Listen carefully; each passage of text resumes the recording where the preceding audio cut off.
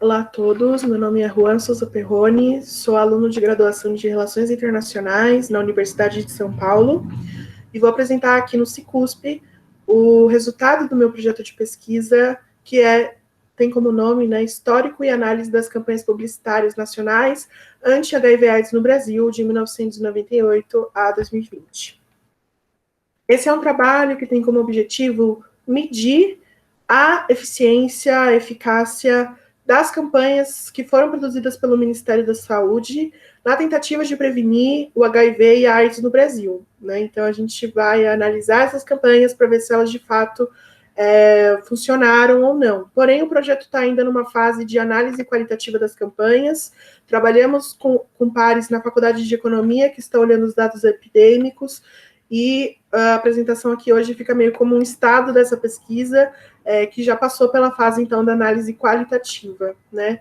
Os próximos passos desse grupo de trabalho é uma publicação no NEPEI, com algumas entrevistas semi-estruturadas feitas com profissionais de saúde, e uma publicação na Caderno de Saúde Pública com os nossos primeiros resultados. Então, começando já a falar sobre a pesquisa, né? A justificativa para a gente estudar campanhas de HIV/AIDS, primeiro na importância que a doença tem no Brasil, né? Olhando aqui em 2018, a gente vê que houveram 44 mil novos casos de HIV, 37 mil novos casos de AIDS e 11 mil mortes por AIDS. Isso sem contar subnotificações, né? Então, é uma doença, né, uma epidemia causada por esse vírus, o HIV, que eventualmente, né, num período aí de tempo, de 2 a 10 anos, né, a literatura diz, você pode desenvolver a AIDS, que é uma síndrome com problemas de saúde gravíssimos, como problemas hepáticos, sarcopenias, complicações neurológicas. Então, é uma doença atual e fatal, né? Aqui no Brasil, ela começou em 1983, a medicação aqui no Brasil só começou em 1996, né? A partir do sistema de saúde, apesar do medicamento antirretroviral ter sido desenvolvido em 1991. A problematização de estudar prevenção vem no sentido de que essa campanha né, essa política de terapia antirretroviral é muito cara para o Estado, e a AIDS tem essa característica única de ser uma doença que pode ser prevenida se o indivíduo mudar o seu comportamento, né? Se ele não se tornar um vetor da transmissão, né? Então, desse sentido, as campanhas publicitárias são uma via de solução para isso, ao mesmo tempo que elas também são ônus, né? Elas também são caras, e devido à sua importância, ao seu tamanho, né, à sua complexidade, a gente precisa tê-las como ponto de partida para ver se essa política está ou não ajudando a reduzir os casos de AIDS no Brasil. Aqui no Brasil, então, de 83 a 85, a AIDS existia como uma espécie de ministério paralelo dentro do Ministério da Saúde, né? O trabalho só foi ser unificado em 1985. De 88 a 91, a gente tem aqueles materiais que foram publicados e que até hoje são conhecidos, né, por serem estigmatizantes, preconceituosos, equivocados, né, que eram campanhas com uma temática muito agressiva e voltada também na época que os homossexuais eram, né, vistos como o principal problema envolvendo a doença. O tom dessa comunicação vai sendo amenizado a partir de 93, quando o corpo técnico no Brasil passou por uma melhoria com um acordo de empréstimo que foi feito com o Banco Mundial no projeto AIDS-1. Então, a partir daí, e também com o controle da epidemia no Brasil, as campanhas vão assumindo esse tom um pouco mais tranquilo. Como eu disse, em 96, com a Lei Sarney, os medicamentos chegam ao Brasil.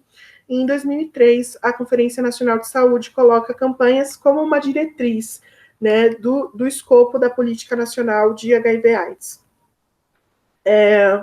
Sobre as campanhas, né, o objeto, né, que a gente está olhando aqui na pesquisa, elas possuem escopos muito variados, que variam da televisão, à internet, a espetáculos públicos, aconselhamentos individuais, né, com profissionais.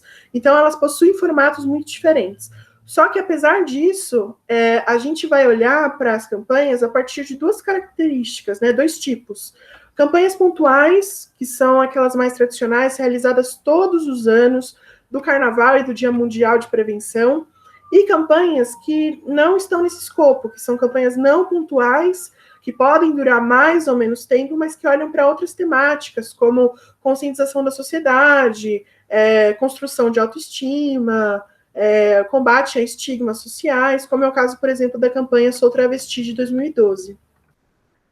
Então, perguntas da pesquisa quantas campanhas ocorreram por ano? Quantas foram pontuais e não foram pontuais? Quais são os públicos-alvos, meios de veiculação? E se houve alguma transição com o advento da internet na veiculação dessas campanhas? A metodologia, enfim, né, o nosso acervo, ele é público do Ministério da Saúde, ele conta com textos institucionais e uma anexagem aí dos materiais publicitários. Esse acervo, ele tem campanhas de 98 a 2020.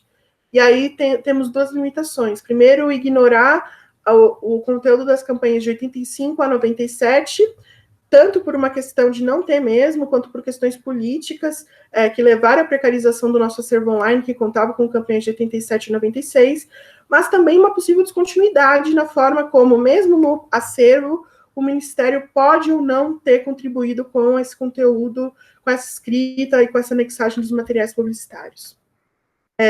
Todas as campanhas foram organizadas numa tabela, né, numa tabela síntese com suas principais características, e também realizamos algumas entrevistas semi-estruturadas com profissionais. 2 deles aqui na coordenação estadual, do Programa Estadual Paulista, né, e também com uma publicitária do Ministério da Saúde, a Cristina Gottenberg, e o Alexandre Amorim, que trabalha no Ministério da Saúde em Comunicação. Olhando para os resultados, então, né, foram observadas 5 campanhas por ano, 74 no total, e das 74, uma prevalência das campanhas pontuais, de Carnaval e do Dia Mundial, frente às não pontuais. Os públicos-alvo, né, é maior uma segmentação para jovens, porém, o que mais prevalece é uma não segmentação, e mesmo dentro da segmentação dos jovens, não possuindo uma segmentação específica para o tipo de jovem, né. As campanhas para homens heterossexuais e gays foram feitas na mesma proporção e juntas representam mais do que foi feito para campanhas voltadas a mulheres, né, no percentual. Sobre os veículos, tem uma prevalência do cartaz, do rádio, da televisão.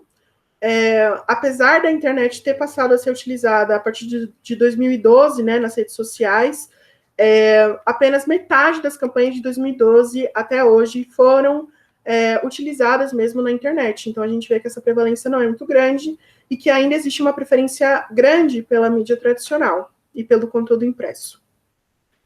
Aqui dentro entram 2 grandes discussões que também foram contribuídas com a visão dos profissionais.